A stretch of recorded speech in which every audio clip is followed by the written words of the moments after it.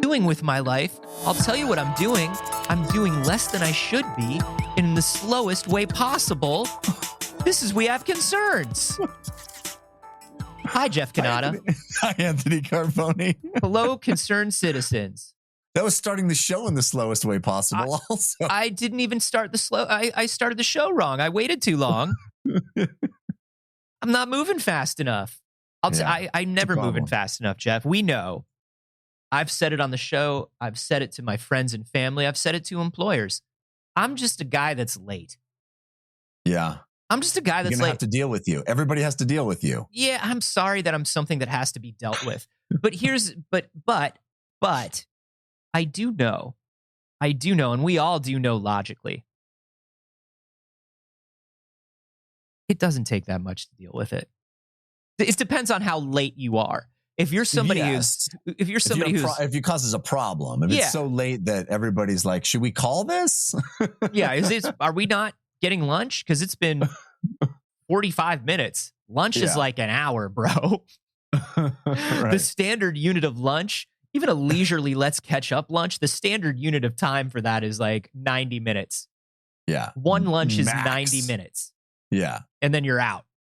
If you're 45 minutes late to a lunch, you just didn't show up to lunch. But if you're like 5 to 7 minutes late for work, who cares, dude? There's no part of you that gets anxious. I get extremely anxious when I'm late. Buddy, I'm anxious the whole time. It doesn't mean I'm going to be on time.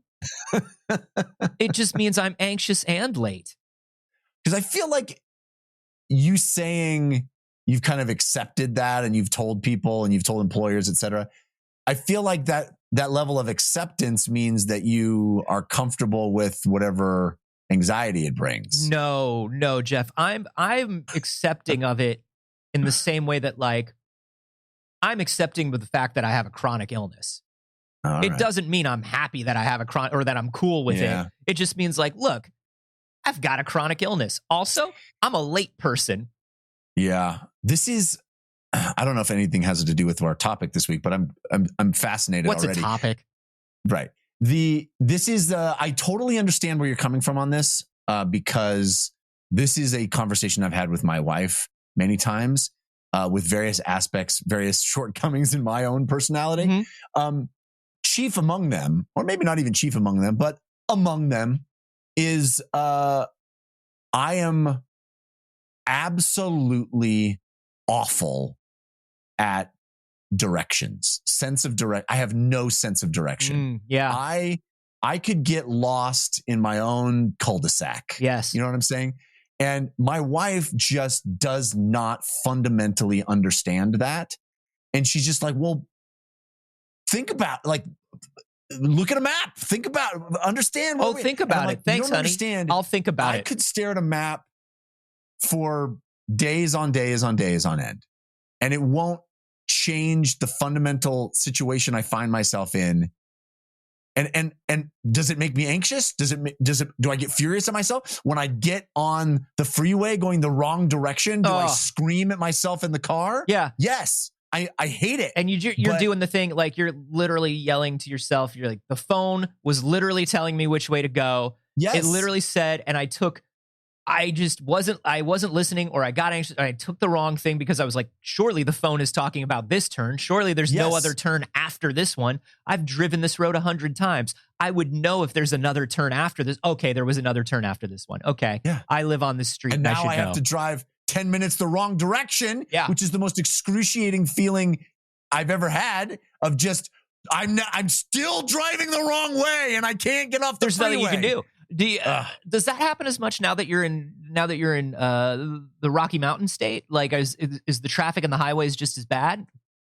Well, the traffic isn't as bad, but it'll be like, well, the next exit is 2.5 miles, and it's like, oh well, now I'm just the pure act of realizing I'm going the wrong way and there's nothing I can do about it is. No, I get it. I'm just asking. I'm not trying to minimize. I'm just asking if it still happens as much. But I'm the same way where we're like, you can have a fault in yourself and be frustrated with it, but also just be like, this is sort of just a fault that I have. Yeah. This is sort of just a thing. Listen, I have to live with this. I can't be taller. Do you know what I mean? Like, I can't be taller and I can't be any more punctual. And some people that are out there listening right now will be like, no, you can't be any taller, but you could be more punctual if you tried. Hey, pedant, stop listening to the show or go to our Patreon and give us money to listen to the show. Those are your two options. You don't get the show for free. Patreon.com/wehaveconcerns. I'm going to be late and you're going to pay. That's right. You're paying for my lack of punctuality. The same way my employer did. The same way my employer was like, this is time theft. And I'm like, this is time theft. That's what you sound like. This is time theft.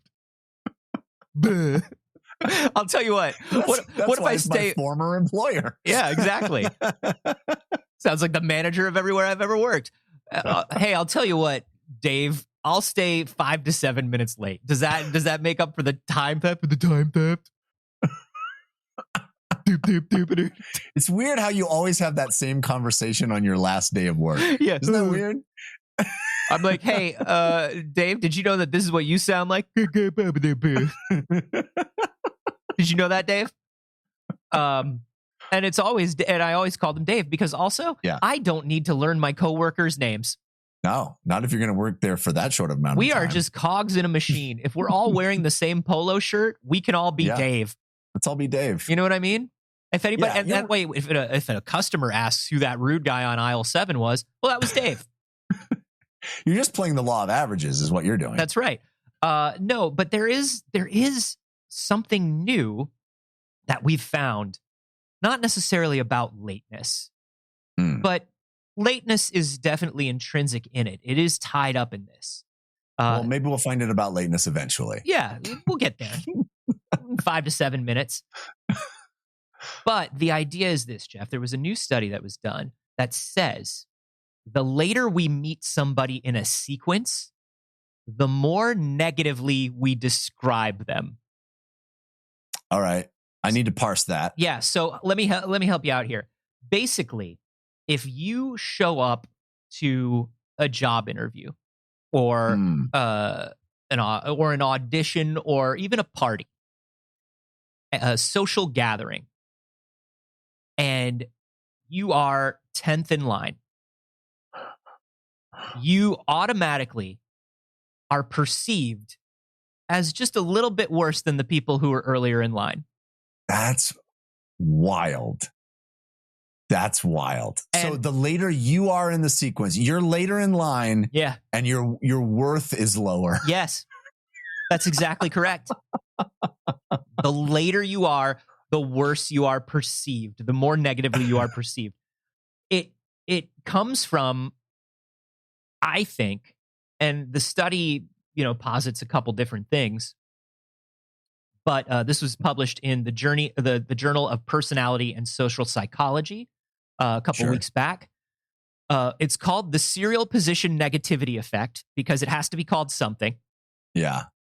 And basically, when we meet somebody sequentially, when we meet people sequentially, we focus on distinct attributes that differentiate each new person from those we've already met. And because distinct attributes tend to be negative in the grand scheme of things, well, that's a bold statement right there. That's doing a lot of heavy lifting. It's doing a lot. There's like, let us presuppose then, Mr. Kanata, that you are the murderer. Wait, what? That's a big presupposition. Are you allowed to just say that? Yeah. Let's just say, Mr. Kanata, for the sake of saying it, that you're guilty as fuck. That you're like super guilty. You're the guiltiest. You're a guilty person. Let's. I'm sorry, Your Honor. I'll restate. Let's say emphatically that you are, in fact, the killer. Is that better? So every time we meet, everything we notice about someone is negative. Is that what the sentence said? Well, I think it has to do with some other stuff too. I think it has to do with the amount of emotional energy we have for any given thing. You know what I mean? I think, and only have the energy for the first 3 people in line. Kind of, and not in the way of not that intensely, but sort of. Whereas, like, if you have to interview 20 people for a job, honestly, most interviews are going to go about the same, right? Most interviews are going to, most people, like, it's the same job. The people have the same qualifications.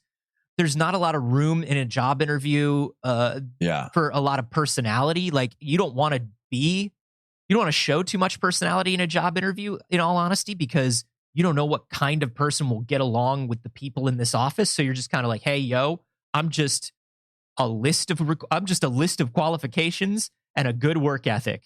You know what I mean? Yeah, right. And at the same time, the person who's interviewing is like, I don't ask these people personal questions. That's weird. I'm just asking the same 5 questions about the job over and over. Yeah. You know, I remember when I used to go in for auditions, and I'm like, commercial auditions in particular, I would be like, there's only so many ways that we're going to read this line about how good the chicken sandwich is. Yeah. We all read the line about the chicken sandwich. We're supposed to say, oh my gosh, I can't believe this chicken sandwich is such a value.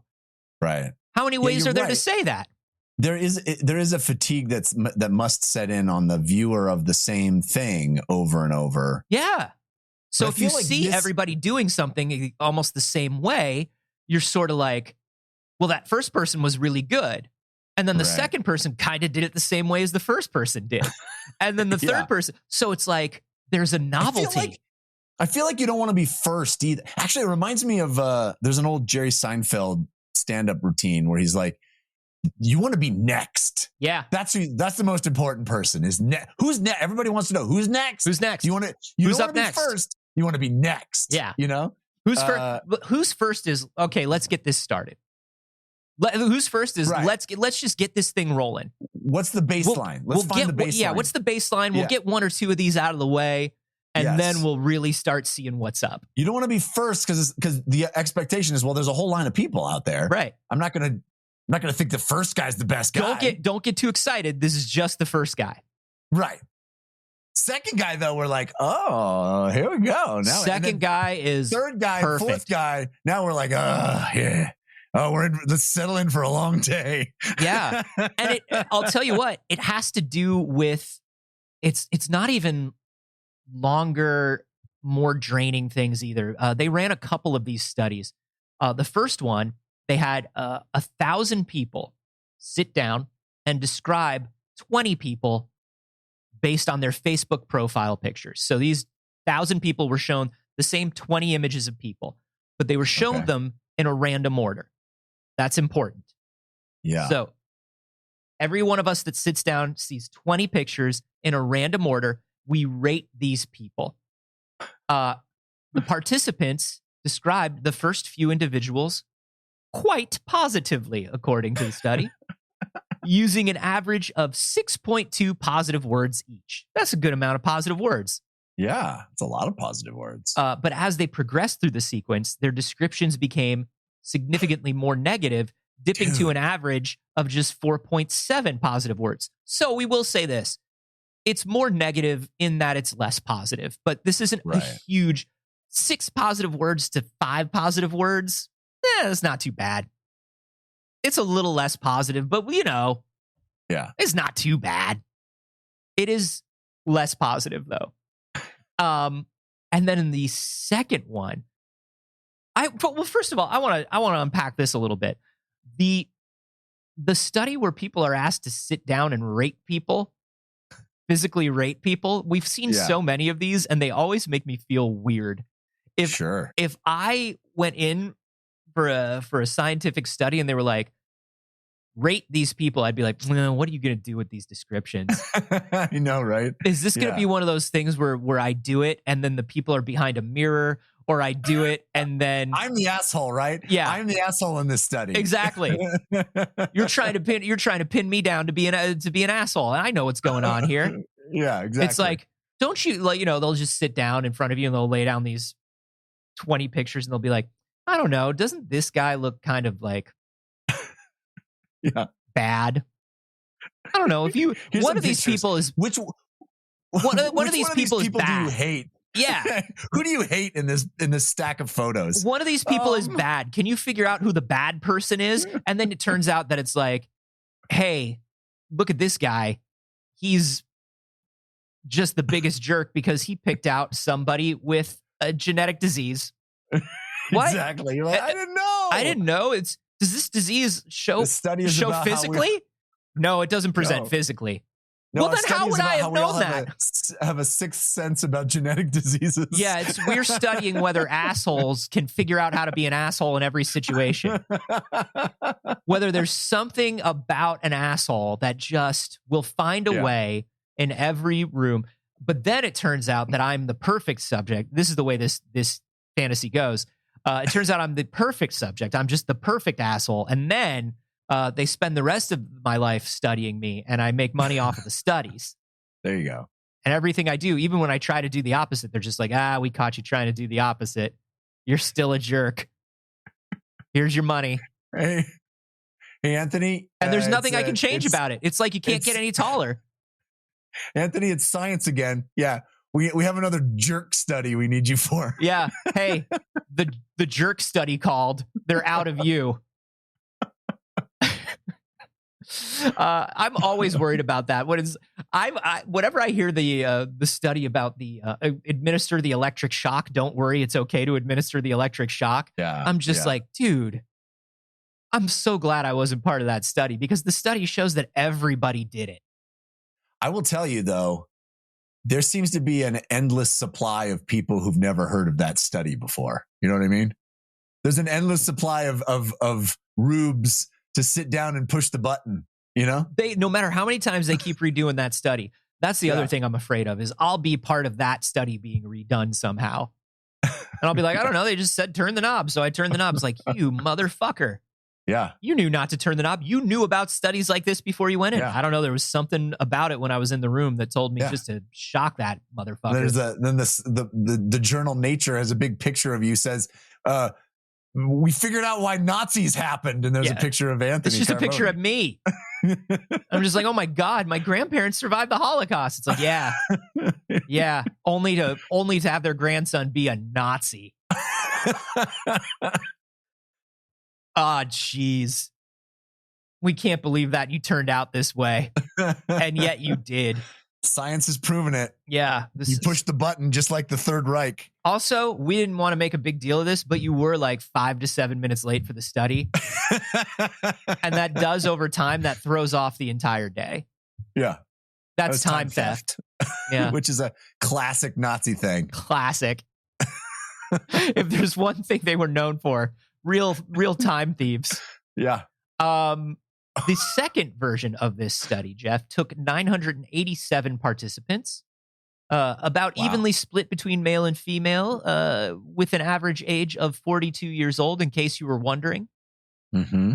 And they were shown short video clips of women introducing themselves on The Bachelor. Oh, my God. They were shown short clips, once again, in random order. Uh-huh. And were asked, just describe the women. And if you've never watched The Bachelor, the women on The Bachelor don't just get out of the car and say hello anymore. It's been years since they've done that. Maybe decades. They gotta have a bit. They gotta have a bit. Yeah, they all get out of the car and they have a bit. They get out of the car, and it's not even just a bit like they get out of the car with a ukulele and sing a cute song. Like it's a fucking, they've got costumes, they've got music, they do bits. It's rough. The Bachelor is a rough show. So they had to watch these women basically audition to have a man smooch them. Yeah. Awful. Yeah. And they did the same thing happened. The 10th woman was described significantly more negatively on average than the first woman, despite the fact that the order of videos was randomized for each participant. Wow. I'm kind of blown away by this. I don't think it's as simple as fatigue. I don't think it's as simple as I'm tired of doing this. Yeah, she's fine. I don't care anymore. I don't think it's just that. I really do think there's something about the cumulative. I think you're just sort of comparing everyone to the person before it at a certain point, and you're like, I thought those other people were great. I can't think everybody is great. Right. At a certain point, people are less great, and I have to admit it. I would not admit it at the beginning because I didn't have all the evidence yet. Yeah. You know, I'm accumulating more data basically in my little short sample size of people. And so now there's more to compare people to. And so you're coming up less positively. Yeah. I mean, it's also just when we are comparing something, we naturally compare first to second, right? Here are two objects. I hand you the first object, then I hand you the second object.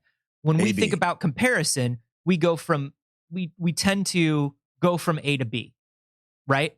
We tend to think in that sort of linear way, where it's like, I've handed you A and I've handed you B. And it's like, okay, well, A is like this and B is like this. And A, you know what I mean? A becomes first because it is the one that was handed to you. So if you are seeing three people reading the same, doing the same thing, who have like the same resume, it's like, well, what makes you better than this person who had the same resume that I've already seen? I've already seen this. Right. Yes. You don't think in terms of higher. Yeah. You don't think in terms of, well, they both had the same resume, so I'll bump the first person. Right. We don't tend to think that way. Right. So whoever was first just naturally just gets to sit there. Man, that's interesting because I do think, we've also talked in the past about recency bias, right? About, I saw this person most recently, and so I have them fresher in my mind, and so I'm partial to them. I think this kind of flies in the face of that. Yeah. Right? Yeah, it kind of does, which is interesting. Yeah. Because you would think that whatever's newer, maybe it's because in this situation, time is compressed. Time is very compressed. So it's not like I met somebody and then a month later I met somebody else. Right. And so there's recency bias towards the new person because there was time to forget a little bit or for emotions or reactions to die down a little bit. This is a bunch of people in a sequence quickly. Right. So maybe it just becomes the reverse of that, where it's like, no, first person already had this. What new thing do you bring to the table? If you're more recent and new and novel, what is it about you that's recent and new and novel? Yeah. You got to prove to me what makes you what makes 12:55 so much better than 12:50. You know what I mean? We're at 12:55 now. It's 5 minutes in the future. What are you bringing to the table that 12:50 didn't have? Nothing. Yeah. I'm here. Nothing. I am living in the future. I thought the future was going to be much better. You didn't fly in here on a jetpack in a flying car. You're just the same douchebag that came in before. Yeah. What makes you better? Blue suit? I feel like this adds a lot of pressure to the world. If you really want something, got to get in line first or close to first. Hey, we have so many aphorisms that say this. The early bird gets the worm, right? Yeah, right. Like on time is early is on time and on time is late. Right. Yeah. That sort of thing where it's like, you got to be the first person there. You got to show that you're the most eager. You got to show that you're like, we've talked about all this stuff before. And it turns out that it's not so much about showing that you're the most eager or anything like that. It's just the human brain is stupid. Yeah. It's literally like be a first impression. Yeah. Human brain only hold three things. Yeah. Be one of those things. Don't be fourth thing is what I would recommend. Right. If you're going to be the fourth thing, you might as well go home. And I've done that. Like I've shown up to things where it's like there's an incredibly long line of applicants or there's an incredibly long line. And it's, it's something that's not super important to me. And I'll look at the long line of applicants and I'll just be like, no. Yeah. Surely there's something else. surely there's another thing. I'll just go do the other thing. You know, I'm trying to think of anecdotes where I've been in that position as the judge of that, and even like stupid stuff like, tell me which of these delicious desserts you like most. You know, by third or fourth dessert, it's not gonna. There's no. I can't. This one's not gonna win. No. And here's the thing: you love desserts. You love desserts more than anything. Yes. You would think that if you were given the job of dessert taster, you would be like, well, every moment of this is going to have to be, I'm gonna really think about it. I'm gonna really be able to tell the all I think about are desserts. So this is great. No, you get 3 desserts in, and you're like, buddy, this is sugar in a bowl. I've had it. By the way, I've never gotten the job of dessert tester because I've always been 5th or 6th applicant. That's right. After that's the problem. You show up and the line is strawberry shortcake. Yeah. The kid from Stand By Me. Mikey from the cereal commercial. That's right. All your favorite sugar tasters were there. The apocryphal guy at the ice cream factory that we all read about at some point. Augustus Gloop. Augustus Gloop was there. All of the children. Violet Beauregard was there. So what does this mean? Like right now, means get in line now. Get in line right now for the next study. So what they want to do next is they want to see how personal quirks and the groups we belong to will amp up or tone down this negative bias, right? Because they grabbed 1,000 people, but right now we don't know. I mean, we could look at the demographics about these 1,000 people, but all they really put up is like, hey, we split it evenly between people who identify as male and female, and they had an average age of 42. Right? This really feels like an initial study. Yeah. What they want to do now is they want to drill down more into cultural and demographical information and see. They need to expand to The Bachelorette. Yeah, exactly. They need to expand the Golden Bachelor. The Golden Bachelor. That one farmer one. Oh yeah, do that one. They want to bring back Joe Millionaire. That's right. See how that works.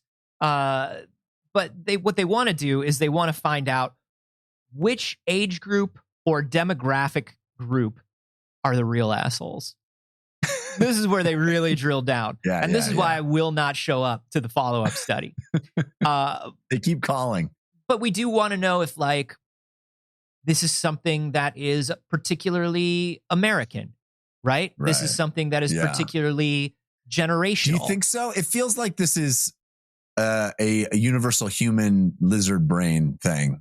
It does, but I often have to check myself and go, well, does it feel universal to me because of my biases? Yeah, because it feels like me, because I am American and most of the people I know are American, and we would say the same thing about this. Right. I'd love to know if in some circumstances, whether they're cultural or in terms of age or gender or whatever, if in some circumstances people actually like later candidates more.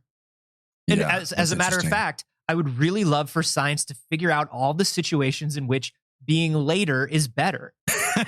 Can we get our top people on that, please? Could we please just figure out when it's good for me to be late, and I'll only do those things? What have we learned it's not good for? Showing up to work, paying your rent, going to court. Yeah. These are things that I've learned. Literally meeting anyone. Yeah, these are things that I've learned it's bad to be late. But if you could doing a podcast, I don't know. Is it? I don't know. I mean, is it? It's just some other asshole on the other side of the Zoom call. Fair. You know, point. Is it that bad? Yeah. It's not great. I'll tell you. I don't know. I like to sit and let him get the energy up. Sure. You know, like you might hypothetically host a podcast with the world's oldest man.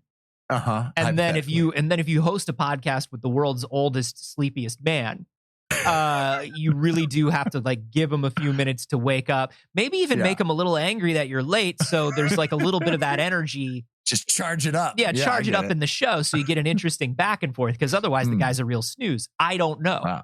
Yeah. I don't you're know. You're playing 4D chess is what you're doing. I'm not saying me. This is a hypothetical. Oh, I forgot. We're in hypothetical. We're in hypothetical land. I've only ever really hosted one podcast, so I don't really have data. You know what I mean? I couldn't speak on it. Yeah, it's not enough sample size for that. Like 700 episodes is not. It's enough. Well, because it's the same. It would be the same guy for 700 episodes if we were talking about that. Sure, sure. I am trying to find an older, sleepier man to host something with, that's what's tough. That's what's holding up the scientific study. Sure, is I can't find one. I just can't. I'm just like, hey, is anybody older or sleepier? And it's just like, no, sorry. Nope, that's you found the one. Yeah. Has anybody given up more? No. All right. Here's the thing about most of the stories that we do here on We Have Concerns. We are just discovering again and again and again how dumb our brains are. Our brains are dumb dummies. Stupid. Right? Absolute goofballs. These brains, they're cuckoo bananas, these brains. We're so pathetic at literally doing anything remotely objective about anything. Like, we are so tied up in our own dumb emotions about everything that our brains are just incapable of most stuff. They're ridiculous. You know? And the thing that's bugging me out that we learn more and more is like brain really depends on 100 other things in your body.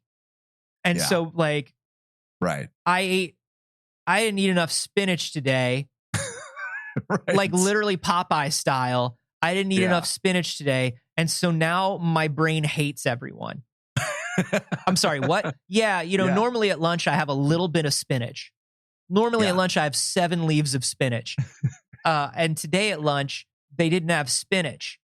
So I didn't have those 7 leaves. So now I'm screaming at everyone on the highway. Yeah, so I can't remember the 3rd grade and I want a divorce. I'm sorry, what? Yeah. I'm sorry. There's I got an orange from the grocery store, and that orange came from a farm that had different bacteria. And so now I hate you. Yeah. What? Yeah. I'm sorry, did the orange make you sick? No, the orange didn't make me sick. No, it was a perfectly good orange. It literally just had different bacteria because it was raised on a different farm. And now I can't get organized. What? Yeah, you showed up. You were 3rd in line, and you were probably like you were 5th in line, and you're probably the person that I was meant to be married to for my entire life. But you were 5th in line, so fuck you. Yeah, I wound up liking somebody else better, and now because of that, and maybe the orange I had for lunch, my life is going to be full of heartbreak instead. How fucked up is that? Orange. It's you and the orange. Yeah, you hit a red light on the way here. So you're like 5 minutes later than the person ahead of you. Yep. Sorry. We were supposed to get married and have 3 children and be billionaires. And instead, you now live in a garbage can. Eating bacteria oranges. That's right. That's it. And they do want to figure this out. They want to do in addition to these studies that want to figure out whether social and cultural and demographic groups change this. They also want to know how long these snap judgments stick around and how they might be throwing a wrench into things like job interviews, performance reviews, Tinder dates, right? Yeah. You think Dessert about judging. You think about Tinder, these dating apps where it's like swipe left or swipe right. If you see 5 people Yeah. You are more tired of looking at people man. than you were when you started. And so you might just swipe left on people because you're more judgy of those people because they're later in the sequence. Who will think of the Tinders? Somebody please think of the Tinders and the Bumbles and the Hinges and the Rayas and the Matches and they're all owned by the same company now. Are they really? Yeah, they're all Match.com. They own them all. Yeah.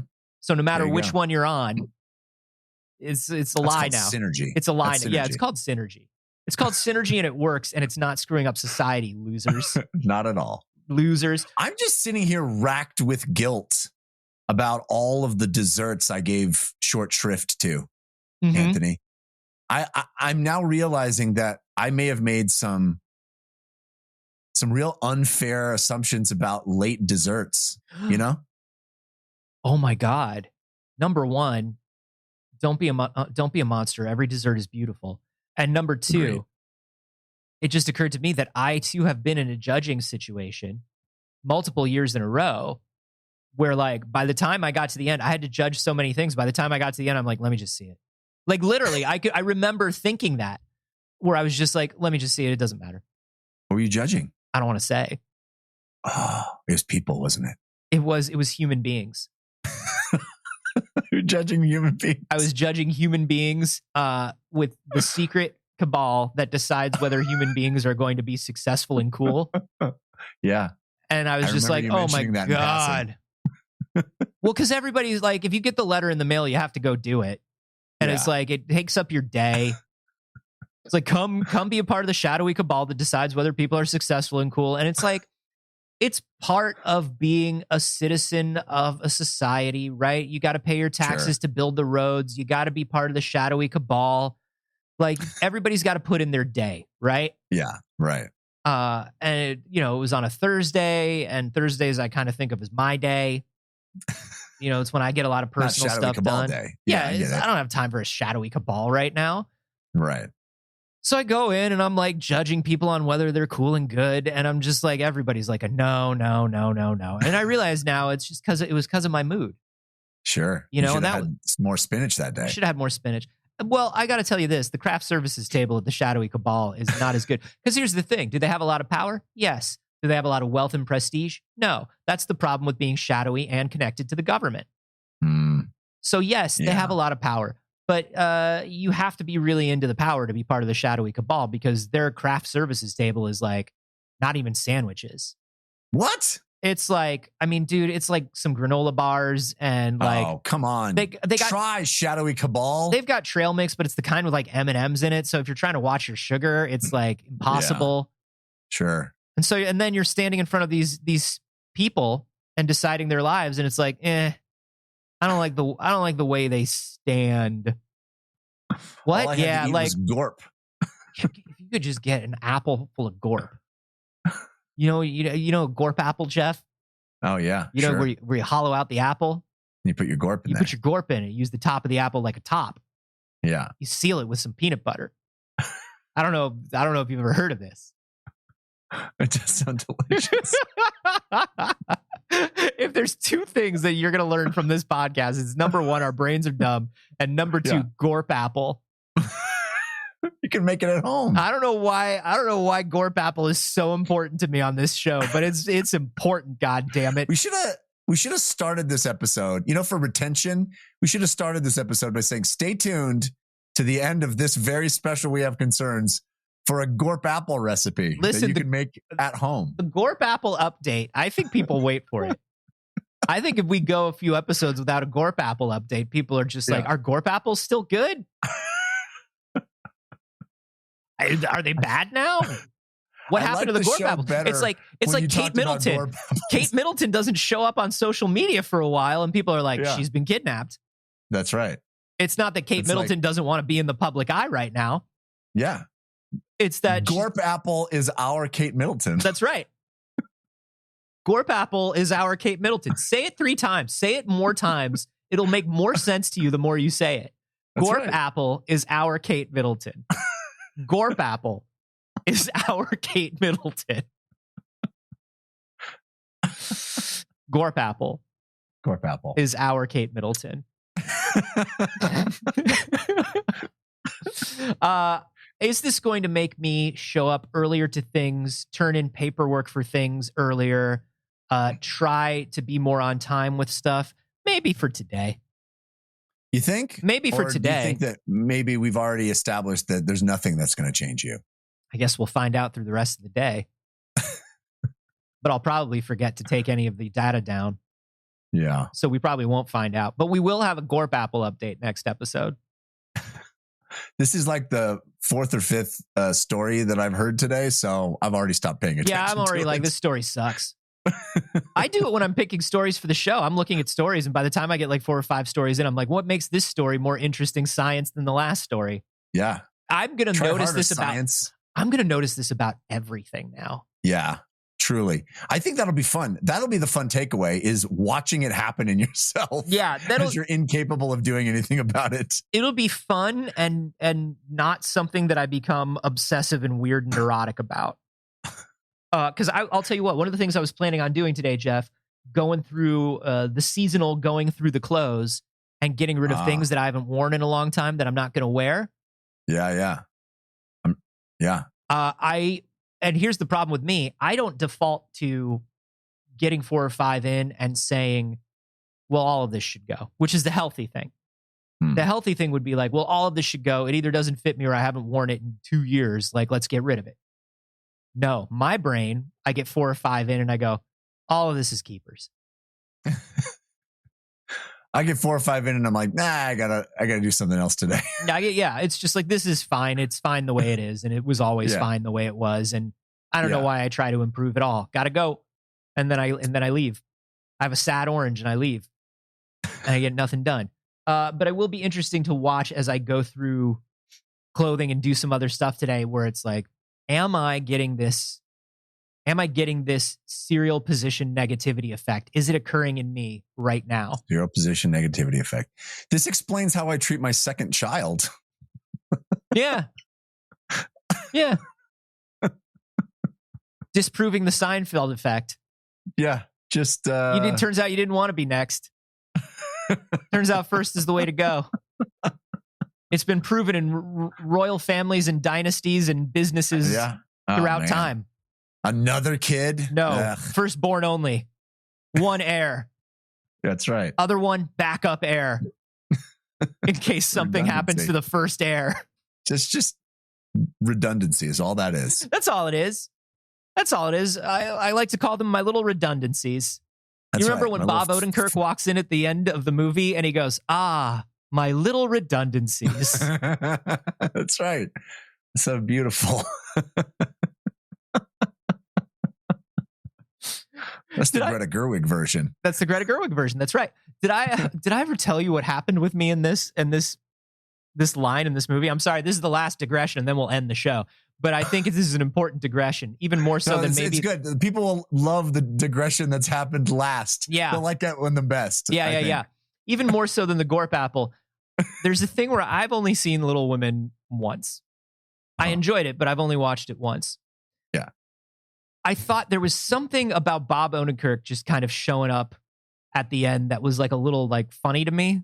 Yeah, it's an odd casting choice. It's an odd casting choice, but like it also isn't like, we know now that Bob Odenkirk's a great actor as well as a funny guy, but you know, it's just a little weird like to see him show up and do like this sweet little moment. And my friend thought this as well, and somehow we started remembering it as the line was read strangely. But it's not. He comes in, he goes, my little women. Like, he says it very sweetly. But we kept remembering it wrong to each other to the point where we thought he came in at the end and did it like vaudeville style. We thought Bob Odenkirk came in and did it like the end of The Aristocrats, where he like, my little women. Exactly. Like he did it with jazz hands or something. And like, we genuinely remembered it this way. And I tweeted something about it and I got no response. And I was like, why didn't you get any response? And my friend was like, oh God, it's because he doesn't say it that way. You forced me to like Rashomon style remember. Yeah. And it turns out it's the combination of realities that's true. It is weird that Bob Odenkirk is there, but the line is read very well. It's your Berenstein Bears is what that is. That's my Berenstein Bears is what it your is. Your Mandela effect is in my Gorp Apple, my Kate Middleton, my Little Women. Thank you so much for listening today, everybody. And thank you for supporting the show. If you're a patron over at patreon.com/wehaveconcerns. If you're not, why not? Hey, you could be. Why not? You get cool stuff. You get cool stuff. You get cool stuff. You can give us just because you're last in line to do it doesn't mean we'll judge you any differently. That's right. And just because we're last in line to ask you doesn't mean you should give us any judge less. Us any differently. Yeah. Right. Basically, if you give $1 a month or more, you get access to the Discord where everybody's hanging out, talking about stuff. It's fun. It also supports the show. As you go up, $3 a month, you get the bonus episodes of the show, which are the cold opens. It's basically a second episode of the show every week. And then as you go up more and more, you get stuff like video episodes, Q&As with me and Jeff, all kinds of fun stuff. Check that out at patreon.com/wehaveconcerns. My little podcast.